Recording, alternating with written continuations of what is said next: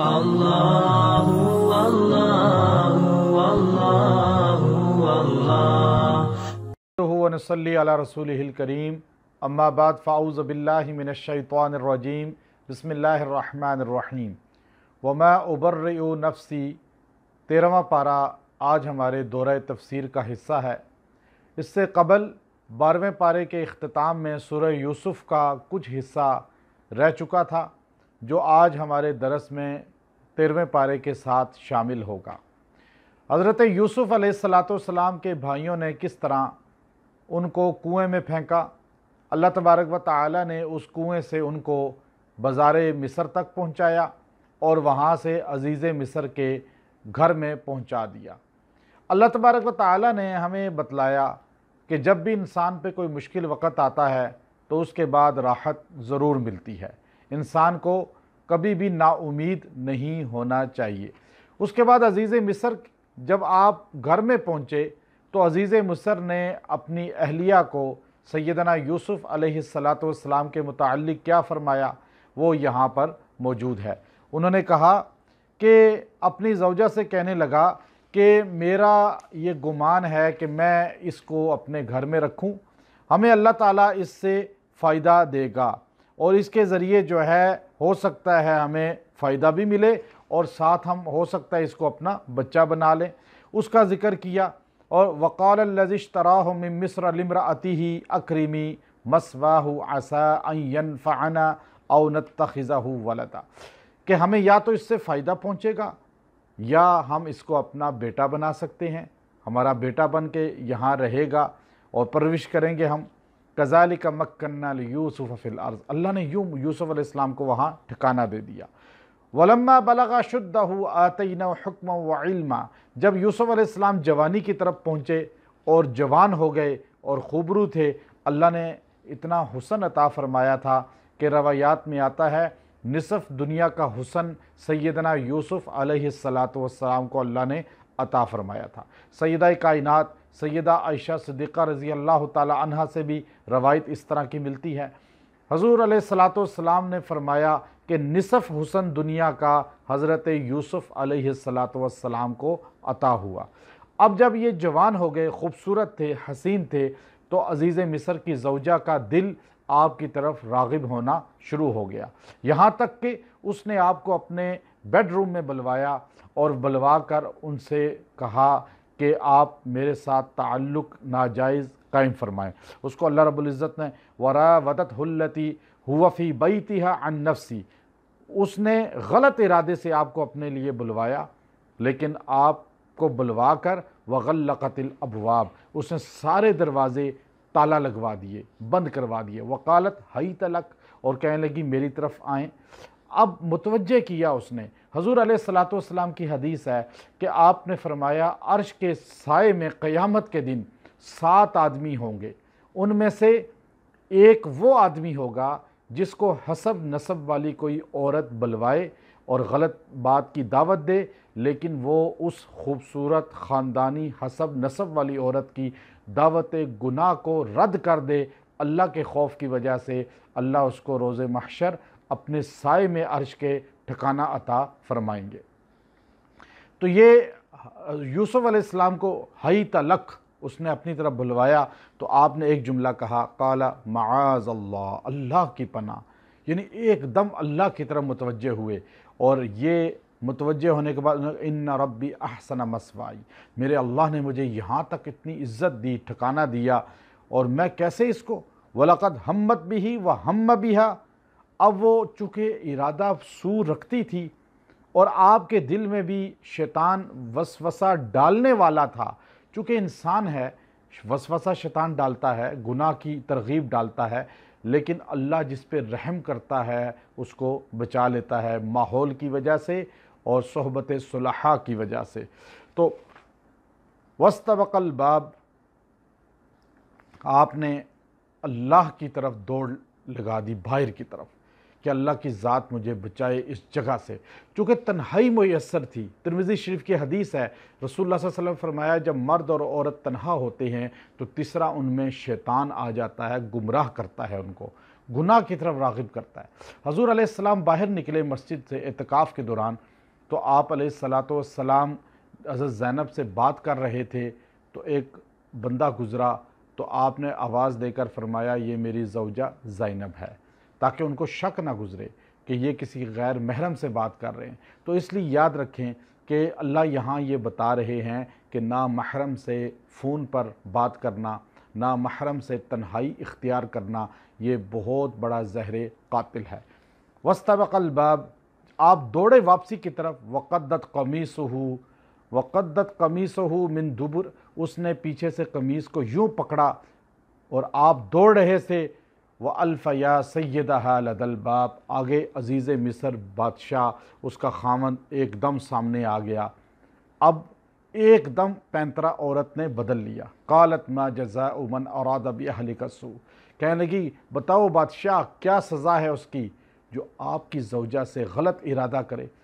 ایک دم جو ہے اس نے پینترا بدل کر بہتان سیدنا یوسف پہ لگا دیا۔ الا ان یسجن او عذاب علیم، یا اس کو جیل یا دردناک سزا دو اس کو۔ قال ہی راودتنی عن نفسی، اب بادشاہ فیصلہ کرنے والا تھا۔ وشہد شاہد من اہلہا، تو ایک گواہ اسی گھر کے اندر سے بول پڑا۔ پنگوڑے کے اندر ایک بچہ بولا، وہ بچہ گواہی دیتا ہے حضرت یوسف پیغمبر کی، بچے نے گواہی دی سیدہ مریم کی، اور یہاں بچے نے گواہی دی سیدنا یوسف پیغمبر کی۔ بچہ شیر خوار بولا اور وہ کہنے لگا ان کان قمیصہ قد من قبل، اگر قمیص کو دیکھو وہ آگے سے پھٹی ہے یوسف پیغمبر کی تو فصدقت، یہ عورت سچی ہے، وہو من الکاذبین، یوسف پیغمبر نعوذ باللہ جھوٹے ہیں۔ وَإِنْ كَانَ قَمِيصُهُ قُدَّ مِن دُبُرٍ، اگر قمیص پیچھے سے پھٹی ہے تو فَكَذَبَتْ، عورت جھوٹی ہے، وَهُوَ مِنَ الصَّادِقِينَ، تو یوسف پیغمبر سچے ہیں۔ فَلَمَّا رَأَى قَمِيصَهُ قُدَّ مِن دُبُرٍ، جب قمیص دیکھی گئی تو پیچھے سے پھٹی ہوئی تھی تو سب کو پتہ چل گیا کہ یہ یوسف پیغمبر سچے ہیں اور عورت جھوٹی ہے۔ قال، بادشاہ کہنے لگا انہو من کیدکن، یہ بہت بڑا مکر ہے، ان کیدکن عظیم، بے شک عورت کی مکر سازش، عورت کے دجل کو اللہ نے کہا بہت عظیم ہے۔ یعنی جب عورت مکر پہ آ جاتی ہے، کسی کو نقصان دینے پہ آ جاتی ہے، دھوکہ دینے پہ آ جاتی ہے، تو بڑوں بڑوں کو زیر اور ذلت دے دیتی ہے۔ اس لیے حضور علیہ السلام نے فرمایا ایک نیک عورت 70 ولیوں سے زیادہ مقام رکھتی ہے، اور ایک بدکار غلط عورت 1000 گمراہ بدکار بدماش مردوں سے زیادہ وبال رکھتی ہے۔ تو اس لیے بادشاہ نے کہا کہ یہ تو ظلم کیا تہمت لگا کے۔ سیدنا یوسف علیہ السلام نے بادشاہ بننے کے بعد صدقہ کا اعلان کیا قحط کے ایام میں۔ آپ نے فرمایا ایک بار ایک بندہ آئے اور لے کر جائے، دوبارہ کسی کو اس روز نہ دو خیرات۔ سپاہ نے بتایا، فوجیوں نے، کہ ایک بندہ بار بار آتا ہے دروازے سے لے کر پھر دوسرے دروازے سے داخل ہوتا ہے۔ جب آپ کے سامنے اس کو پیش کیا گیا تو اس نے کہا اے یوسف، اگر آپ کو پتہ چل جائے کہ میں کون ہوں تو آپ میرے لیے اپنے خزانوں کے دروازے کھول دیں گے۔ کہا تعارف کراؤ۔ کہ جب آپ پہ تہمت الزام لگا تو سب نے آپ کی گواہی نہیں دی تھی، میں واحد تھا جس نے آپ کی گواہی دی۔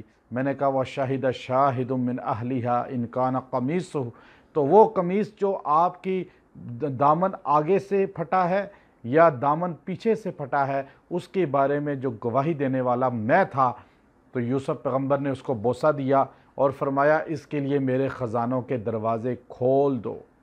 اللہ تبارک و تعالی نے وہی نازل فرمائی، کہا ہے یوسف جو تیری گواہی دے، تیری پاکی بیان کرے، اس کے لیے تیرے خزانے ہیں، اور جو رب العالمین کی پاکی بیان کرے گا اس کے لیے رب کے خزانوں کے دروازے کھلے ہیں۔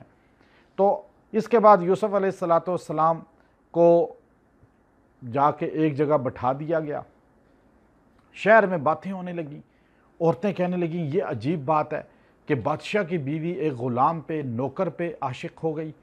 تو اس کو یہاں بیان کیا وقال نسوة فی المدینة امرأة العزیز تراود فتاها عن نفسی قد شغفها حبا इन्ना लनराहा फी ज़लालिम मुबीन, का ये तो गुमराही की बात है, नौकर पे फरिफ्ता हो गई। तो जब फलम्मा समिअत बिमक्रिहिन्ना अरसलत इलैहिन्ना, जब उसने उनकी बातें सुनी तो पैगाम भेजा, एक नौकर को भेजा, सारी आओ, बड़े बड़े वज़रा मशीरों की बीवियाँ सारी आ जाएं, और सबको बिठाया। व आतदत लहुन्ना मुत्तका, उनके लिए तकिए लगाए गए, उनके लिए मुसहरियाँ बिछाई गईं, और जब वो सारी बैठ गईं व आतत कुल्ला वाहिदतिन मिनहुन्ना सिक्कीना, तो सारों के हाथों में एक एक छुरी पकड़ा दी गई, और फल रखे थे, छुरी पकड़ाई उनको। वक़ालत इख़रुज अलैहिन्ना, एक कमरे से यूसुफ़ अलैहिस्सलाम को कहा आ जाओ। अब यूसुफ़ पैगम्बर को नहीं पता था कि आगे ख़वातीन बैठी हैं, और उधर से ऑर्डर था और औरतें सारी आगे बैठी हुई थीं। जब यूसुफ़ पैगम्बर एक दरवाज़े से गए और दूसरे दरवाज़े में दाखिल हुए, तो यूसुफ़ पैगम्बर के दाखिल होते ही जब उन पे नज़र पड़ी उनकी, उसको अल्लाह तबारक व तआला यहाँ बयान फरमाते हैं कि फ़लम्मा रअयनहु अकबरनहु व क़त्तअन अयदियहुन्ना, यूसुफ़ अलैहिस्सलाम को देखकर एकदम उनको इतना बड़ा लगा कि उन्होंने फ़ौरन कहा, एकदम कहा, कुल्ना खाशा लिल्लाह मा हाज़ा बशरा इन हाज़ा इल्ला मलकुन करीम, अल्लाह की कसम ये कोई बंदा नहीं है, कोई फ़रिश्ता है, और इंसानी शक्ल में हमारे सामने गुज़र रहा है। हुस्न यूसुफ़ देखकर, और क्या किया, उसकी वजह से क्या किया उन्होंने, वक़त्तअन अयदियहुन्ना, अपनी उंगलियां काट दी, और उंगलियां काटते हुए ही जुमला कहा।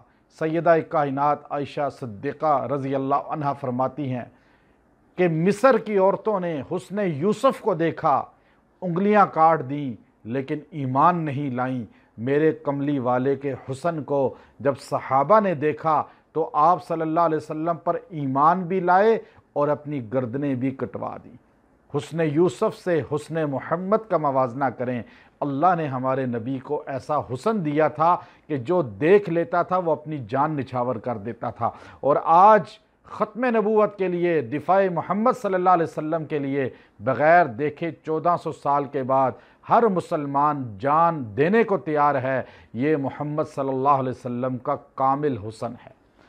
अल्लाह रब्बुल इज़्ज़त ने यहाँ बयान फरमाया कि यूसुफ़ पैगम्बर ने उस वक़्त फरमाया, ये तो बड़ी आजमाइश है। क़ाल रब्बि सिज्नु अहब्बु इलैया मिम्मा यदऊननी इलैहि, ए अल्लाह मैं जेल जाना पसंद करता हूँ, ये महल के अंदर इस तरह के दावत जो गुनाह की दी जाती है मुझे मंजूर नहीं। आपने महल को, ऐश व इशरत को छोड़कर जेल को पसंद किया, और जेल में आपको दाखिल कर दिया गया। अब जेल में आप कैदी बन के चले गए, और गुनाह से बचने के लिए गए, गुनाह के माहौल से बचने के लिए जेल चले गए। जेल जाना कोई ऐब नहीं है। देखना ये है कि जेल किस मकसद के लिए गए। कोई चोरी करके गया, कोई डकैती करके गया, कोई कत्ल करके गया, कोई फ्रॉड करके गया, गुनाह करके गया। लेकिन कुछ लोग ऐसे होते हैं जो यूसुफ़ पैगम्बर जैसे जेल में जाते हैं गुनाह से बचने के लिए, अल्लाह को राज़ी करने के लिए। अताउल्लाह शाह बुखारी रहमतुल्लाह अलैह भी जेल में गए, और इमाम अबू हनीफ़ा रहमतुल्लाह अलैह का जनाज़ा भी जेल से उठा, इब्न तैमिया रहमतुल्लाह अलैह का जनाज़ा भी जेल से उठा, और इमाम मालिक को भी जेल में दाखिल किया गया, इमाम शाफ़ी को भी जेल में दाखिल किया गया, और फिर उसके बाद मुजद्दिद अल्फ़सानी को भी जेल में दाखिल किया गया, हाजी इमदादुल्लाह महाजर मक्की को भी जेल में दाखिल किया गया, शेखुल हिंद मौलाना महमूदुल हसन देवबंदी को भी जेल में दाखिल किया गया, मौलाना हुसैन अहमद मदनी को भी जेल में दाखिल किया गया। ख़त्म नबूवत की तहरीकें हों, उलमा जेलों में गए, अस्हाब रसूल के दिफा की बात हो, उलमा जेलों में गए। देखना ये है, ये जेलों में जो गए हैं ये मोहम्मद अरबी सल्लल्लाहु अलैहि वसल्लम के लिए गए या गुनाह करके जाने वाले। इनमें अफजल वो हैं जो यूसुफ़ी सुन्नत को अपनाते हुए अल्लाह के दीन के लिए जेलों में गए। तो जेल में गए यूसुफ़ अलैहिस्सलाम, और वहाँ जब दाखिल हुए तो वहाँ 2 कैदी आपके पास आए। वही ख्वाब की बात, चूँकि ख्वाब का आना ये अल्लाह रब्बुल इज़्ज़त ने नबूवत का 40वां हिस्सा रखा है। अब हर बंदा ख्वाब की ताबीर नहीं बता सकता। यूसुफ़ अलैहिस्सलाम के पास आकर कहा वदखला माउस्सजिन फ़तयान, वहाँ जब आप जेल में दाखिल हुए तो 2 बंदे आपके साथी बन गए। اب جیل کا ساتھی جو ہوتا ہے دوست، وہ بڑا پائیدار دوست ہوتا ہے۔ یہ ہمارے بزرگ کہتے ہیں دو دوستیاں کبھی ختم نہیں ہوتی، ایک مکہ مدینے میں جو ساتھ ہو، عمرہ کر لے، حج کر لے، وہ دوستی پائیدار ہوتی ہے، اور ایک جیل میں جو ساتھ وقت گزرتا ہے جس کا، وہ دوستی پائیدار ہوتی ہے۔ حیرت کی بات یہ ہے کہ ایک بہت بڑے اسکالر نے لکھا کہ افسوس کی بات یہ ہے، مسجد و محراب میں ساتھ وقت گزارنے والے، مدارس اور دین کے ماحول میں ساتھ وقت گزارنے والے اپنی دوستیوں کو بھلا دیتے ہیں، لیکن جیل میں ساتھ وقت گزارنے والے دوستیوں کی لاج رکھتے ہیں۔ تو یہاں جیل والے نے لاج رکھی ہے۔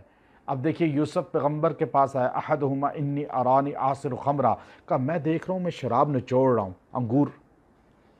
وقال الاخر انی ارانی احمل فوق راسی، دوسرے نے کہا میں دیکھ رہا ہوں میری سر کے اوپر روٹیاں رکھی ہوئی ہیں، اور خبزن روٹی، تاکل الطیر من، اور پرندے آ کے کھا رہے ہیں۔ اب بتائیں، نبئنا بتأویلی، آپ ہمیں تعویل دیں، اس کی تعبیر بتائیں۔ قال لا یاتیکما طعام ترزقانہ، آگے روٹی آنے سے پہلے میں تمہیں بتا دوں گا، کھانا آتا ہے نا جیل میں۔ تو آپ نے پھر ان کو تعبیر دی، آپ نے ان کو تعبیر دیتے ہوئے کہا یا صاحب السجن، اے میرے جیل کے دوستو، جیل کے دوست کہہ رہے ہیں انہیں، اارباب متفرقون خیر ام اللہ الواحد القہار۔ اب آپ نے ان کو کہا، میں تمہیں اس کی بتاتا ہوں جو تعبیر ان کو دی انہوں نے۔ پہلی کی، اما احدکما، تم میں سے جو ایک ہے نا، فیسقی ربہ خمرہ، جو شراب نچوڑ رہا ہے، اس کی تعبیر یہ ہے کہ وہ اپنے بادشاہ کو شراب پلائے گا، اس کے شراب پلانے والے مصاحبین میں شامل ہو جائے گا۔ وَأَمَّا الْآخَرُ، جو روٹیاں دیکھ رہے ہیں نا اور پرندے کھا رہے ہیں اس کے سر سے، فَيُصْلَبُ، وہ صلیب پھانسی پہ لٹکایا جائے گا، فَتَأْكُلُ الطَّيْرُ مِنْ رَأْسِهِ، اور اس کی گردن کو نوچیں گے پرندے، اس کی گردن کہیں پھینک دی جائے گی، یہ سزا۔ اور ایسے ہی ہوا جو آپ نے تعبیر بتائی تھی۔ آپ نے ایک جملہ کہا کہ ظن انہ ناجم منہ مذکرنی عند ربک، کہ اے شراب جو بادشاہ کو پلائے گا، چونکہ شراب تو حرام اس امت پہ ہوئی، تو شراب حرام کر دی گئی، لیکن وہ زمانہ پچھلی نبوت کا ہے اور نبی یوسف علیہ السلام کا ہے، تو کہا تو شراب پلائے گا لیکن بادشاہ کے سامنے میرا ذکر کر لینا جا کر۔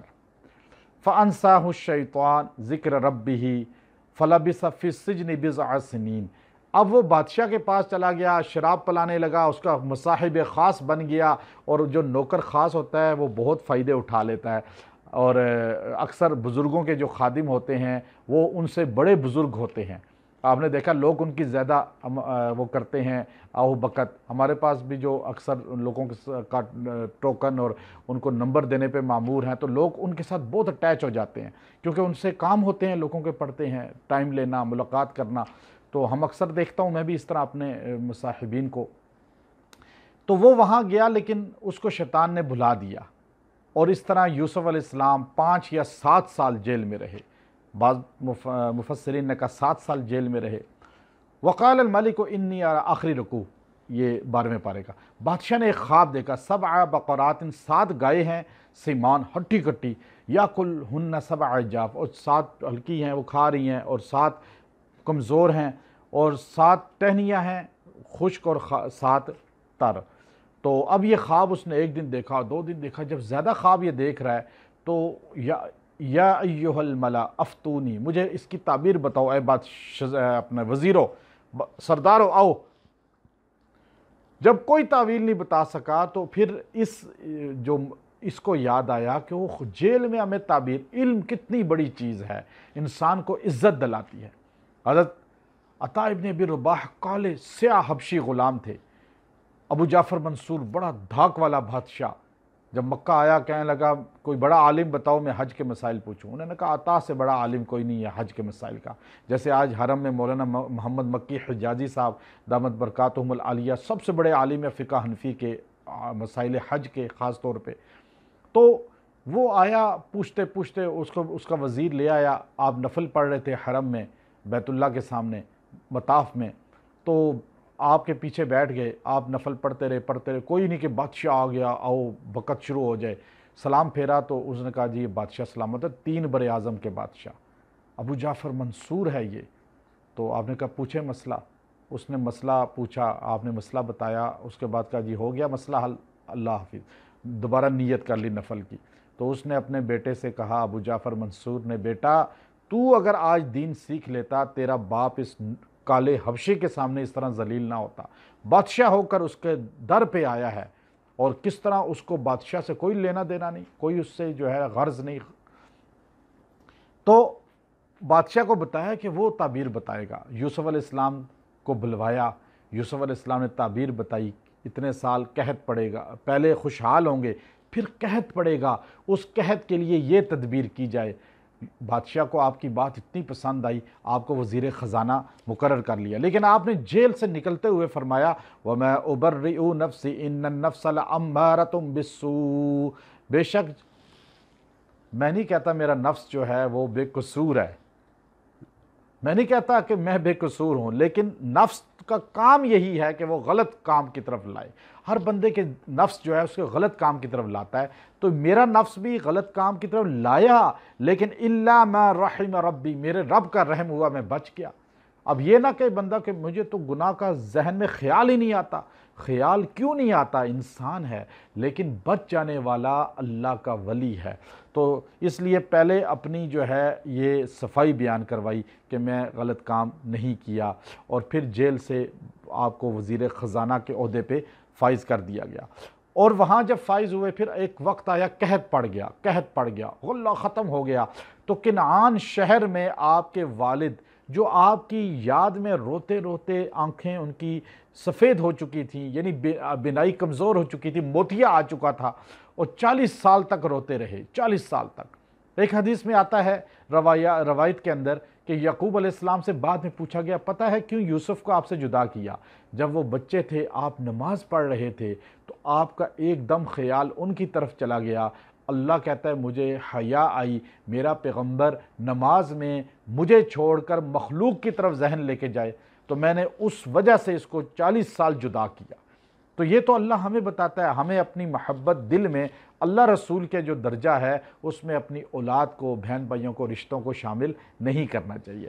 وہاں وجاء اخوۃ یوسف, اب قحط پڑا تو یوسف علیہ السلام کے بھائی بھی آئے, وہ آ کر آپ سے لائن میں کھڑے ہو گئے اور آپ سے لینے لگے قحط کا غلہ.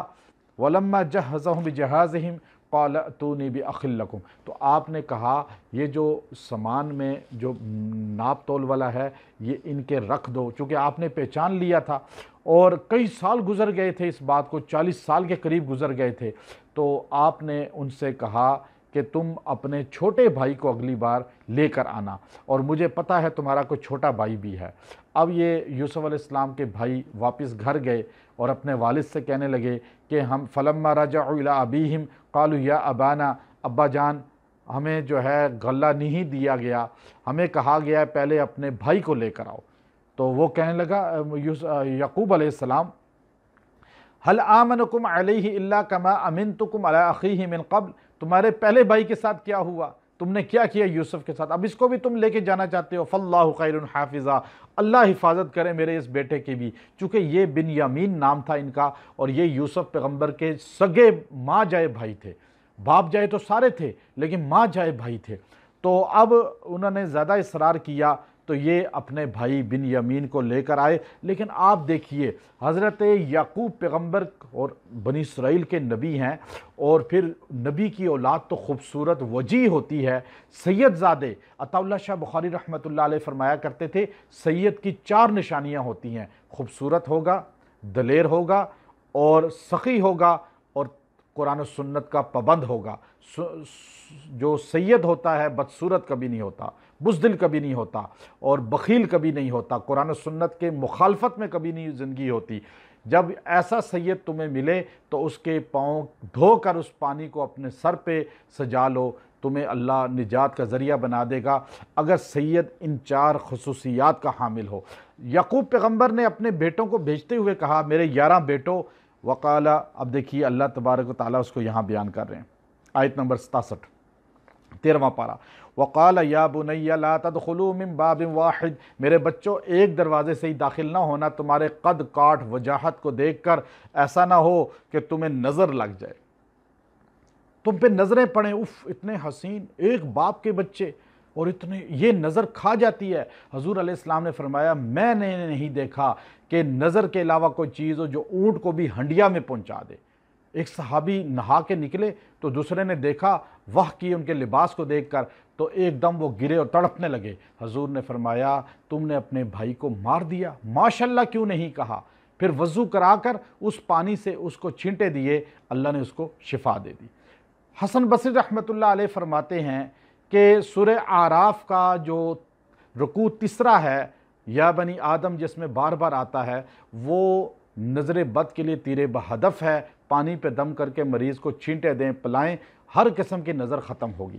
تو یہ آیت بتاتی ہے کہ نظر ہوتی ہے متفرقہ من ابواب متفرقہ، مختلف دروازوں سے داخل ہونا تاکہ تمہیں نظر نہ لگ جائے۔ پھر آپ جب داخل ہوئے تو وہاں پر آپ نے اپنے بھائی کو پہچان لیا۔ انہوں نے، یوسف علیہ السلام نے کیا کیا کہ انہوں نے اپنے بندوں سے کہا کہ فلما جہزہم بجہازہم جعل السقایۃ فی رحل اخی، آپ نے اپنے بھائی کے برتن میں ناپ تول والا پیمانہ رکھوا دیا۔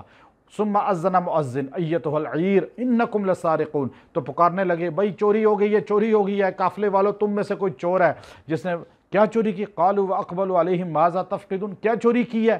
قالوا نفقد صواع الملک، بادشاہ کا وہ جو سونے کا ناپ تول والا ہے وہ چوری ہوا ہے۔ اور جب وہ دیکھا تو وہ اس کے اندر سے نکلا بنیامین جو ہیں ان کے سامان سے۔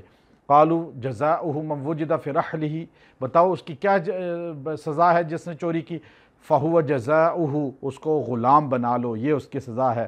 اب جب دیکھا تو وہ وہاں سے نکلا اور آپ نے کہا میں اس کو رکھوں گا، اس کو رکھ لیا، کہا جاؤ اب تم اپنے والد کو لے کر آؤ، اور اب بات یہاں ہوگی۔ یوسف علیہ السلام کے بھائی بڑے حیران ہوئے، رونے لگے، وویلا کرنے لگے، یا ایہا العزیز، 78 نمبر آیت، یا ایہا العزیز ان لہ ابا شیخا کبیرا فخذ اخذنا مکانا، ہمارا باپ بوڑھا ہے اور بہت دور ہمارا، اس نے ہمیں یہاں، ایک بھائی پہلے بھی ہم کھو چکے ہیں، اب یہ بھائی بھی، کہا نہیں آپ مہربانی کریں ہم میں سے کسی کو رکھ لیں، اس کو چھوڑ دیں۔ فلما استیئسوا منہ خلصوا نجیہ، جب نا امید ہو گئے کہ اب کچھ نہیں ہو سکتا تو وہ چلے گئے۔ اب یہ یہاں سے چلے، ادھر حضرت یعقوب پیغمبر کہنے لگے کہ حضرت یوسف علیہ السلام کی مجھے خوشبو محسوس ہو رہی ہے، مجھے یوسف پیغمبر کی خوشبو لگ رہی ہے اور مجھے محسوس ہو رہی ہے، چونکہ اللہ تعالیٰ نے بتلا دیا۔ دیکھیں اللہ قادر ہے، نہ بتائے 40 سال نہیں پتہ چلا یوسف کہاں ہے، اور جب بتانے پہ آیا تو ایک لمحے میں خوشبو محسوس ہو گئی۔ اب دیکھیے وہ کیا اللہ نے فرمایا، وَتَوَلَّى عَنْهُمْ وَقَالَ يَا أَسَفَا عَلَى يُوسُف وَابْيَضَّتْ عَيْنَاهُ مِنَ الْحُزْنِ وَهُوَ كَظِيمٌ۔ یہ گئے، انہوں نے جا کر جب بتایا ساری بات تو آپ کے بیٹے بنیامین کو رکھ لیا ہے بادشاہ نے، تو آپ نے ایک دم ان سے اپنا رخ پھیرا اور کہنے لگے یا اسفا، ہائے افسوس یوسف پر، وابیضت عینا، سفید ہو گئیں میری آنکھیں، من الحزن، اس کے غم میں روتے روتے، فہو قظیم، اور میں اسی پر غصہ کھاتا رہا، یعنی یاد کر کر کے رو رو کر۔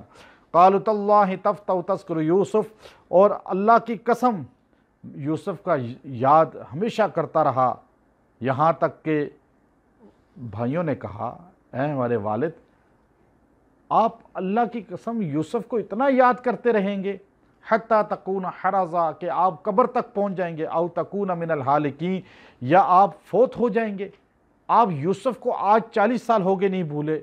قال انما اشکو بثی وحزنی الی اللہ، کہا میں اپنی شکایت اللہ کے دروازے، اللہ کے دربار میں بھیجتا ہوں، میں اللہ کی طرف سپرد کرتا ہوں۔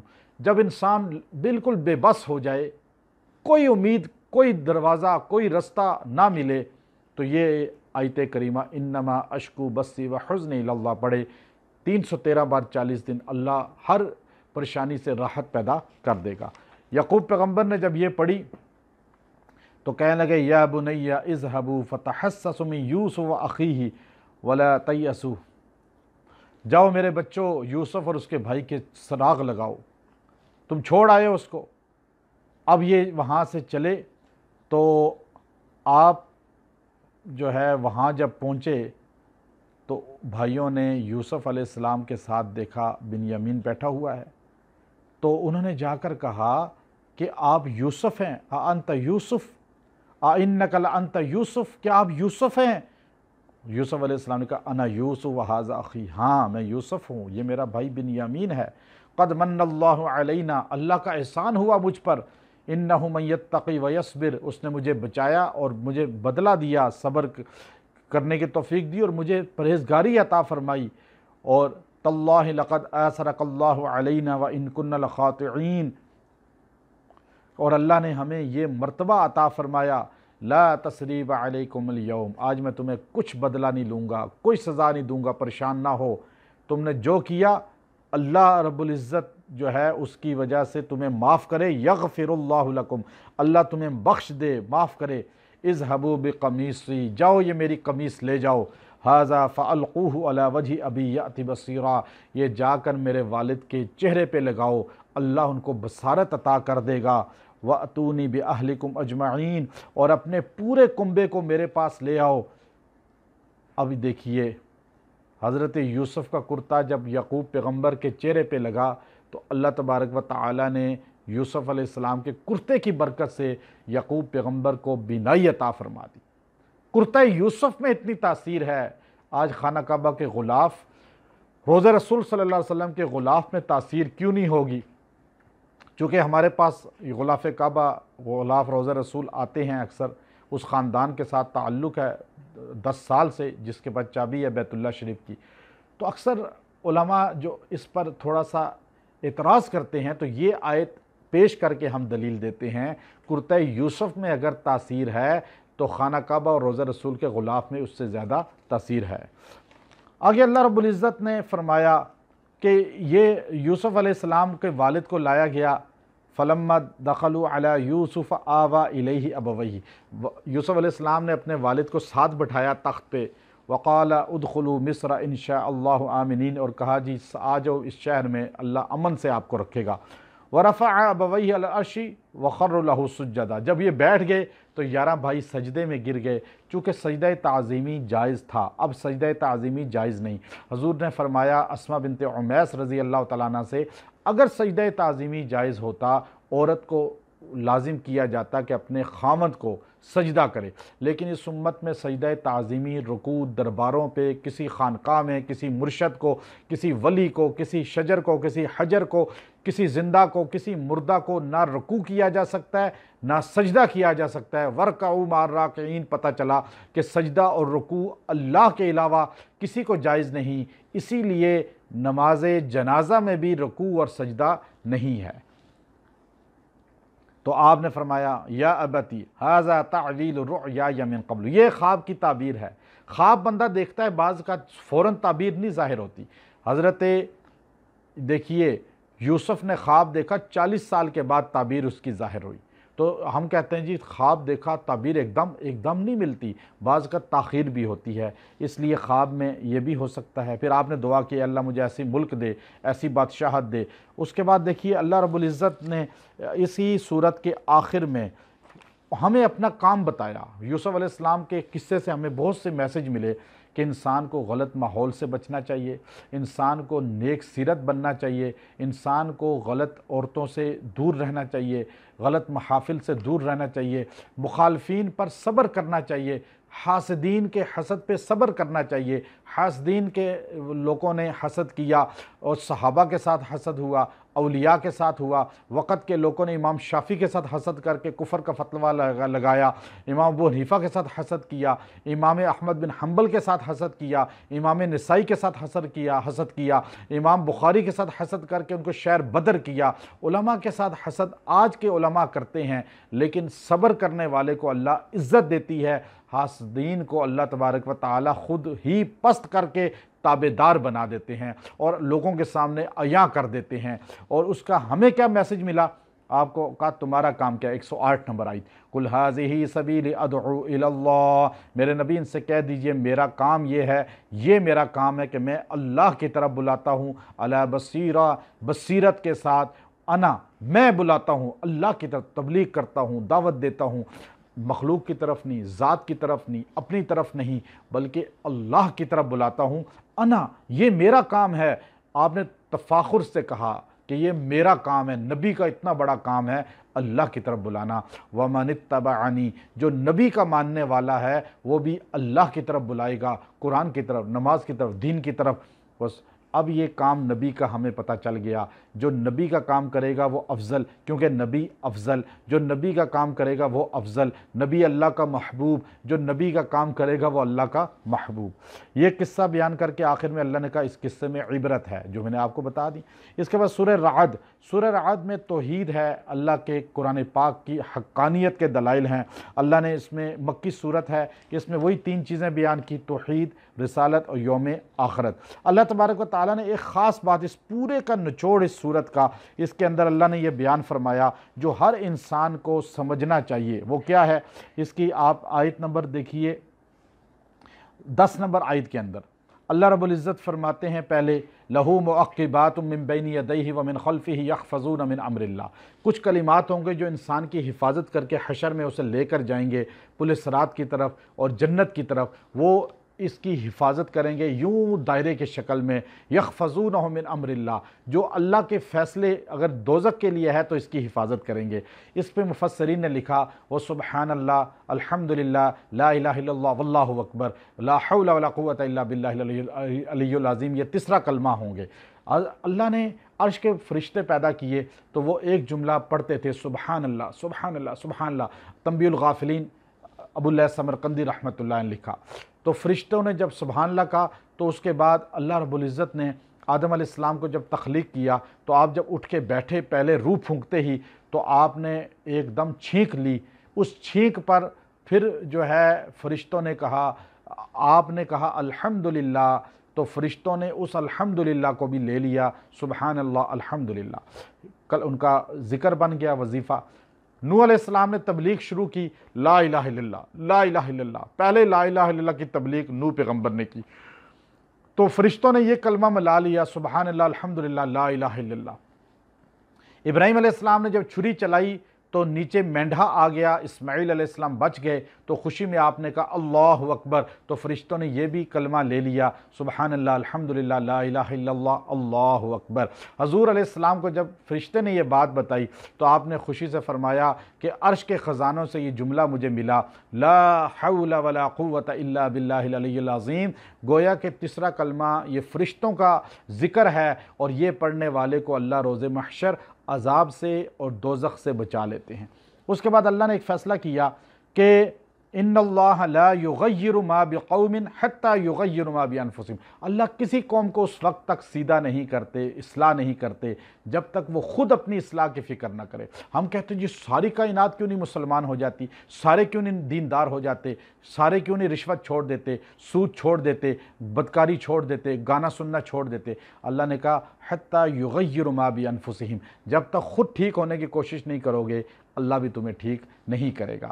اللہ نے انسان کے لیے ماحول رکھا ہے، دینی ماحول ہیں، اصلاحی ماحول ہیں، جمعے کے دن مجالس ہیں، بیانات ہیں، یہ سننے سے انسان خود کوشش میں لگتا ہے تو اللہ اس کو راہ بھی دیتا ہے، ہدایت بھی عطا فرما دیتے ہیں۔ یہ سارا اس میں بیان ہوا، اور اس میں آپ دیکھیے دیگر اللہ نے واقعات کو بیان کیا ہے، عقلی نقلی اس میں واقعات ہیں، اور بہت سے واقعات ہیں جس میں اللہ رب العزت اس صورت کو آپ اگر غور سے پڑھیں تو یہی چیز ملے گی کہ انسان کو ماحول بناتا ہے، اور ماحول ہی یہ بھی مکی صورت ہے، اور اس کے اندر بھی توحید باری تعالیٰ ہیں۔ اس کے ساتھ ساتھ یہاں پر اللہ رب العزت نے زیادہ انبیاء کے واقعات کو بیان کیا۔ حضرت ابراہیم علیہ السلام نے بیت اللہ کی جو تعمیر کی، بیت اللہ کی تعمیر پر جو ہے ان کے متعلق فرمایا کہ انہوں نے اللہ سے دعا کی، اے اللہ کہ یہ بیت اللہ تو میں تعمیر کر چکا، اس بیت اللہ کو اب آباد کرنے والا بھی لا، اور دوسرا یہاں پہ رزق بھی وسیع عطا فرما۔ اللہ تبارک و تعالیٰ نے اس کا ذکر کیا، وَإِذْ قَالَ إِبْرَاهِيمُ رَبِّ اجْعَلْ هَٰذَا الْبَلَدَ آمِنًا، اس شہر کو امن والا بنا، وَاجْنُبْنِي وَبَنِيَّ أَن نَّعْبُدَ الْأَصْنَامَ، اور میری اولاد کو بت فروشی سے، بت کی عبادت سے بچا۔ بیت اللہ میں ابراہیم علیہ السلام کی اولاد کو اللہ نے شرک سے بچایا ہے۔ آج بتوں کی پوجا وہاں نہیں ہو سکتی۔ رب انہن اضللن کثیرا من الناس، اے اللہ بہت سے لوگوں کو انہوں نے گمراہ کیا ہوا تھا شیطان نے۔ فمن تبعنی، جو میری اتباع کریں، فانہ منی، وہ قیامت کے دن بھی میرے ساتھ ہوں۔ ومن عصانی، جو ابراہیم ملت کے مخالف ہوں، نافرمان ہوں، لیکن اللہ تو غفور رحیم ہے، ان کو بھی لے آ ادھر، ان کو بھی توبہ کی توفیق دے دے۔ ربنا انی اسکنت من ذریتی بواد غیر ذی زرع، اے اللہ یہاں میری اولاد کو سکونت دے، یہ وادی غیر ذی زرع ہے، یہاں کچھ بھی نہیں ملتا، لیکن تو یہاں پر جو ہے ہر چیز پہنچا اور اس کو آباد کرنے والے دے، یہاں پھلوں کی کثرت دے، ورزقہ من الثمرات، ہر قسم کا پھل آج وہاں ملتا ہے۔ یہ ابراہیم علیہ السلام کی دعا ہے مکے کے لیے، اور مدینہ کے لیے رسول اللہ صلی اللہ علیہ وسلم کی دعا ہے۔ اس لیے مدینہ اور مکہ قیامت تک آباد رہیں گے اور شاداب رہیں گے۔ اور پھر آپ نے ایک دعا کی، رب اجعلنی مقیم الصلاۃ ومن ذریتی، اے اللہ مجھے نماز قائم کرنے والا بنا اور میری اولاد کو بھی، اور اے اللہ میری اس دعا کو قبول فرما اور بخش دے میری ماں باپ کو، مومنین کو، والدین کو بخشنے کی دعا ہو رہی ہے۔ بعض لوگ کہتے ہیں کہ زندہ کے لیے کیا اِیصال ثواب ہو سکتا ہے؟ بالکل ہو سکتا ہے۔ یہ آیت کریمہ دلیل کے طور پر ہے۔ ایک بندہ یوں دعا کر رہا ہے التحیات میں، ربنا اغفر لی ولوالدی وللمؤمنین، اے اللہ میرے والدین کو بخش دے، تو والد تو ساتھ نماز پڑھ رہے ہیں، والدہ گھر میں بیٹھی ہوئی ہیں، وہ دعا کر رہا ہے، گویا کہ زندہ کے لیے بھی اِیصال ثواب ہو سکتا ہے۔ اس کو دعا میں شامل بھی کریں گے، اس کے لیے صدقہ خیرات بھی آپ کر سکتے ہیں۔ اس کے بعد آخری رکوع ہے اس کا، اس میں جہنم کے ہولناکیاں ہیں۔ جہنم کے بارے میں اللہ نے بڑے بیان فرمایا، سختی کے الفاظ، کہ جہنم جو ہے وہ کیا چیز ہے۔ وَلَا تَحْسَبَنَّ اللَّهَ مُخْلِفَ وَعْدِهِ رُسُلًا، اب اللہ اپنے رسولوں سے وعدہ خلاف نہیں کرتا۔ اللہ کہتا ہے جو نبی کی نہیں مانتے، وَتَرَى الْمُجْرِمِينَ يَوْمَئِذٍ مُقَرَّنِينَ فِي الْأَصْفَادِ، مجرموں کو آپ قیامت کے دن دیکھیں گے بیڑیاں پہنی ہوئی ہوں گی اور جکڑے ہوئے ہوں گے سخت، سرابیلہم من قطران، اور ان کو کرتے آگ کے سرابیل کے پہنائے ہوئے ہوں گے، وَتَغْشَى وُجُوهَهُمُ النَّارِ، اور آگ ان کے چہروں کو ڈھانپے ہوئی ہوگی، یعنی ان کو چہروں سے بھی جلا رہی ہوگی، اور یہ ہوگا صلہ ان کی بدعملیوں کا۔ آگ بستر ہوگا، آگ لباس ہوگا، آگ پینا ہوگا، آگ کھانا ہوگا، آگ کے اندر پھینک دیے جائیں گے۔ اللہ رب العزت کہتے ہیں ھذا، آخری آیت پورے قرآن پاک کا خلاصہ ہے، ھذا بلاغ للناس۔ علامہ سرخسی رحمۃ اللہ علیہ فرماتے ہیں اگر قرآن پاک کا ترجمۃ الابواب کوئی نام رکھا جائے، یعنی پورے قرآن پاک کا کوئی نام ہو، ٹائٹل آپ دیں کہ اس کا نام کیا ہے، تو کیا اس کا نام یہ بنے گا ھذا بلاغ للناس، یہ پیغام ہے بار بار پہنچانے کے لیے۔ یہ نہیں کہ ایک بار بس پہنچا دیا، ابلاغ نہیں، ڈاکیہ ایک بار خط دے کے چلا جاتا ہے، ٹی سی ایس والا دے کے چلا جاتا ہے، وہ اس کا آگے کوئی پڑھے یا نہ پڑھے، لیکن پھینک کے چلا جائے گا، کوئی اٹھائے یا نہ اٹھائے، لیکن بلاغ بار بار پہنچانے والا۔ بار بار حضور علیہ السلام نے ابو جہل کو 100 سے زیادہ مرتبہ اس کے گھر جا کے تبلیغ کی، ابو لہب کو تبلیغ کی، بازار عکاظ میں جا کے تبلیغ کی، ایک ایک دروازے پہ گئے۔ آج تبلیغی جماعتیں اسی طرح ایک ایک دروازے پہ جاتی ہیں اور گھر گھر جا کے بلاغ بلاغ ھذا بلاغ، یہ پیغام بار بار پہنچانے کا ہے، ایک بار نہیں۔ آپ نماز کی تبلیغ کریں، آپ قرآن کی تبلیغ کریں، تقوی کی تبلیغ کریں، اور نہیں سمجھتا پھر تبلیغ کریں، اللہ اسے ہدایت ایک وقت میں دے گا، اور بعض اوقات وہ جنید جمشید جیسا اللہ کا ولی بھی بن جائے گا۔ تو اس لیے بلاغ، مبلغ، نبی صلی اللہ علیہ وسلم نے فرمایا بلغوا انی ولو آیہ، ایک آیت بھی آتی ہے تو پہنچاؤ۔ یا ایھا الرسول بلغ ما انزل الیک، میرے نبی آپ پہنچائیں وہ جو آپ کا پیغام آپ کے ذمے ہے۔ ہمیں بھی اللہ نے حضور کا پیغام پہنچانے والا بنایا۔ آپ نے روزے عرفات اور حج کے موقع پہ صحابہ سے پوچھا کہ کیا میں نے پیغام نبوت تم تک پہنچا دیا؟ تو انہوں نے کہا فلیشہد، بالکل ہم گواہ ہیں، آپ نے پہنچا دیا۔ تو آپ نے عرش کی طرف انگلی اٹھائی، اللہم اشہد، اے اللہ تو گواہ رہنا، میں نے ان تک پیغام پہنچا دیا۔ الا فلیبلغ الشاہد الغائب، اب حاضر کا کام ہے غائب تک پہنچائے۔